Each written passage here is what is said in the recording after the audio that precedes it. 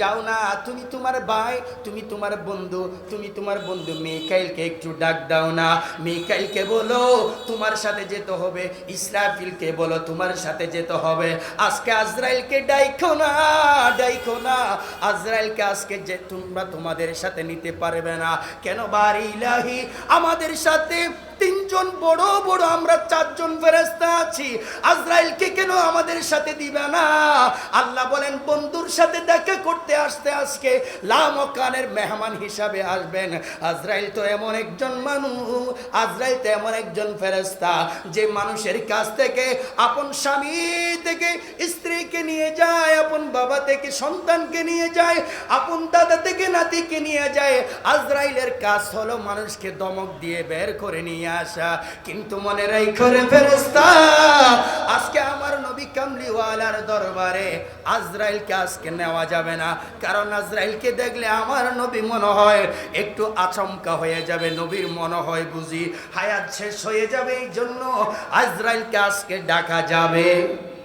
একটু মুহাব্বত বলুন না সুবহানাল্লাহ।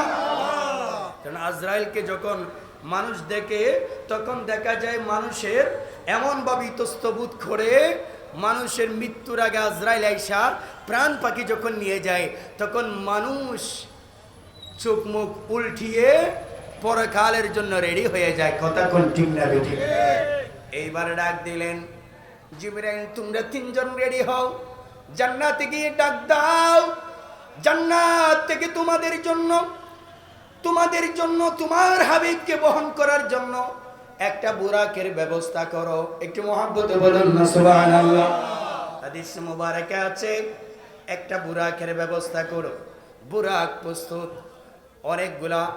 অনেকগুলা বুরাক থেকে নির্বাচিত করে, সময় সংক্ষেপ বাবাজি আমার, অনেক বুরাক থেকে নির্বাচিত কইরা এমন একটা বুরাক নির্বাচিত করেছেন জানেন? যেই বুরাক একটু দুর্বল, যেই বুরাকখানা দুর্বল। বুরাক এটা কেমন? আপনার গাদার চেয়ে খচ্চর, গাদা এবং খচ্চরের মতো দেখতে, সেই রকম। অর্থাৎ আপনার একটু ছোট এবং বড় খচ্চর এবং গাদার এর মাঝামাঝি সাইজের একটা বুরাক এমনভাবে কান্না করে।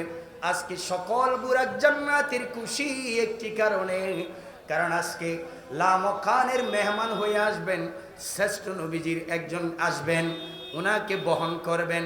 বহন করার মতো ঠিক সেই রকম আমাদের দেশের মধ্যে পালকি আছে বহন করার জন্য। এখনকার আর সেই পালকি নাই, কিন্তু কার আছে? এখন যারা আধুনিকতার ছোঁয়া ব্যবহার করে তারা গুড়ার পালকি ব্যবহার করে। কথা বলুন ঠিক না বেঠিক? দুলহাকে বহন করার জন্য গুড়ার পালকি ব্যবহার করে। আর আল্লাহ পাক কামলিওয়ালা নবীকে ডাকার জন্য জান্নাতের মধ্যে প্রেরণ করলেন একটা বুরাক নির্বাচিত করার জন্য। কিন্তু সকল বুরাক আজকে খুশিতে লাফাচ্ছেন, কারণ কে না জানি নবীকে বহন করে আল্লাহ পাকের মেহমান বানাবেন। বলুন না সুবহানাল্লাহ। সকল বুরাকরা নাচানাচি করতেছে। একটা বুরাক দুই চোখের পানি ছেড়ে দিয়ে কান্না করে বলেন, আজকে তো সকলকে নিলেও আমাকে নিবে না কেন? বলে যে আমি তো দুর্বল। জিবরাইল আয়েশা একটুখানি নির্বাচিত করবেন কারে? যার শক্তি আছে, সামর্থ্য আছে তারে। কিন্তু দেখা যায় জিবরাইল সকল বুরাক থেকে সকলের আনন্দ দেখতেছেন, আর একদিকে অপর দিকে একটা বুরাক কান্নাকাটি, চোখের পানি এমন ভাবে হয়ে যাচ্ছে, আপনার চোখের পানির নহর হয়ে যাচ্ছে। বুরাক ডাক দিয়ে কয়, এই বুরাক, আজকে তো রাহমাতুল লিল আলামিন আসবেন, এটা তো বড় খুশির সংবাদ। আজকে সকলে কান্না করছে, সকলে আনন্দ করছে, তোমার কান্না কেন?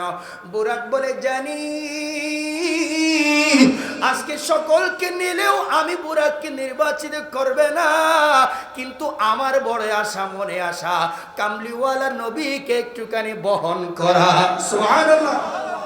কিন্তু জিবরাইল, আল্লাহ পাক হুকুম দিলেন, জিবরাইলকে চাইলা আজকে সকলের আনন্দ হলেও যাকে কান্না করছে তাকে নিয়ে যাও।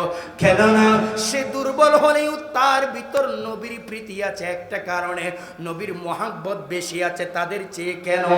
বলে না কেন?